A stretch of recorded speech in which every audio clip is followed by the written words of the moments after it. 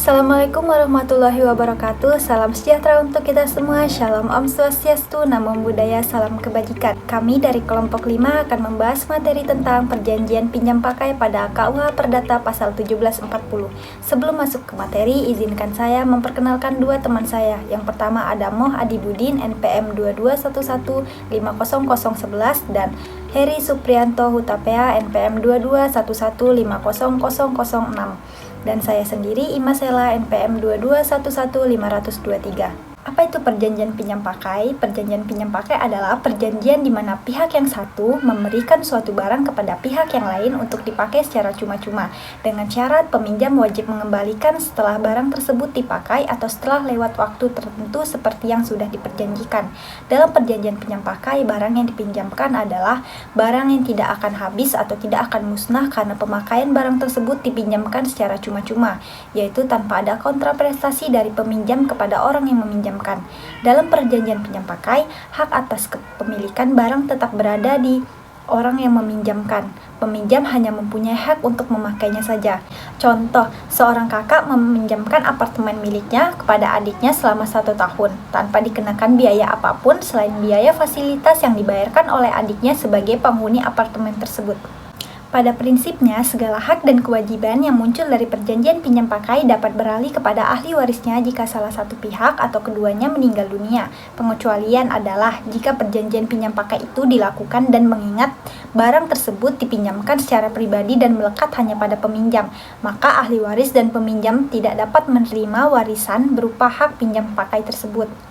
Contoh, mobil dinas seorang pejabat adalah hak pinjam pakai dari pejabat yang bersangkutan untuk keperluan dinas sehari-harinya. Namun, jika pejabat tersebut meninggal dunia, maka hak pinjam atas mobil itu tidak dapat beralih ke ahli warisnya atau melainkan harus dikembalikan. Lalu, ada ketentuan umum pinjam pakai buku ketiga KUH Perdata, pasal 1740, menjelaskan tentang pinjam pakai adalah suatu perjanjian di mana pihak yang satu menyerahkan suatu barang untuk dipakai dengan cuma-cuma kepada pihak yang lain dengan syarat bahwa pihak yang menerima barang itu setelah memakainya atau setelah lewat waktu yang ditentukan akan mengembalikan barang itu. Lalu ada pasal 1741, orang yang meminjamkan itu tetap menjadi pemilik mutlak barang yang dipinjamkan itu. Lalu ada pasal 1742, segala sesuatu yang dipergunakan orang itu tidak dapat musnah karena pemakaiannya dapat menjadi pokok perjanjian ini. Lalu ada pasal 1743, di mana semua perjanjian yang lahir dan perjanjian pinjam pakai beralih kepada ahli waris orang yang meminjamkan dan ahli waris peminjam.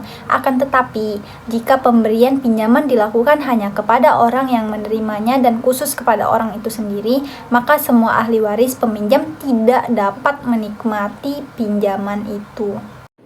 Baik, di sini saya akan menjelaskan tentang risiko dalam perjanjian pinjam pakai. Sebelum saya menjelaskan risiko dalam perjanjian pinjam pakai, saya perkenalkan diri saya. Nama Heri Suprianto Hutapea.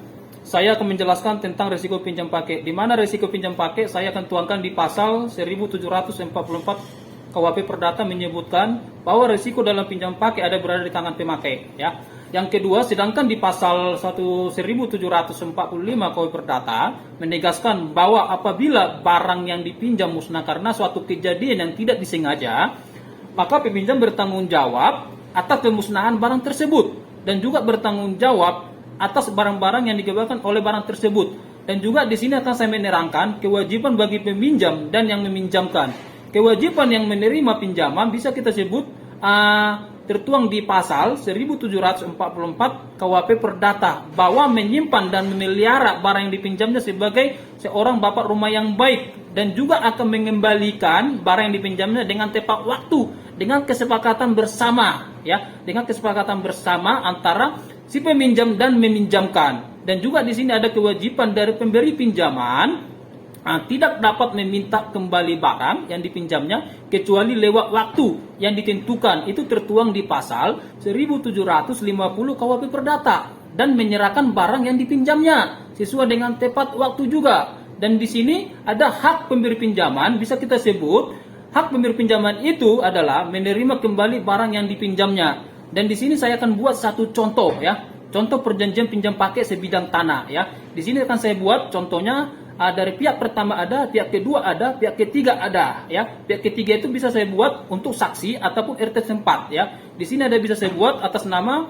Dr. Heri. Dia itu kepala UPT Puskesmas yang ada di area tersebut, ya. Dalam hal ini bertindak atas nama UPT Puskesmas berkedudukan di area tersebut, sepakat untuk melanjutkan ke pihak pertama, ya. Ibaratnya dia kepala Puskesmas disebut. Dan pihak kedua saya sebut dengan Pak Muhammad, ya. Dia Pak Muhammad ini wira swasta yang penghuni di samping PT Puskesmas tersebut, ya. Dalam hal ini bertindak sebagai pemilik sebidang tanah dengan seluas 360 meter yang berkedudukan di area tersebut, sepakat untuk lanjutkan ke pihak kedua, ya. Di mana para pihak tersebut menerangkan hal tersebut karena pihak kedua akan perwakilan dari pemilik dari sebidang tanah tersebut bersedia meminjamkan dipakaikan tanah tersebut ke pihak pertama untuk lahan parkir pengguna Puskesmas tersebut, untuk mendukung upaya pelayanan Puskesmas supaya bagus karena dilihat tidak memadai untuk area parkir,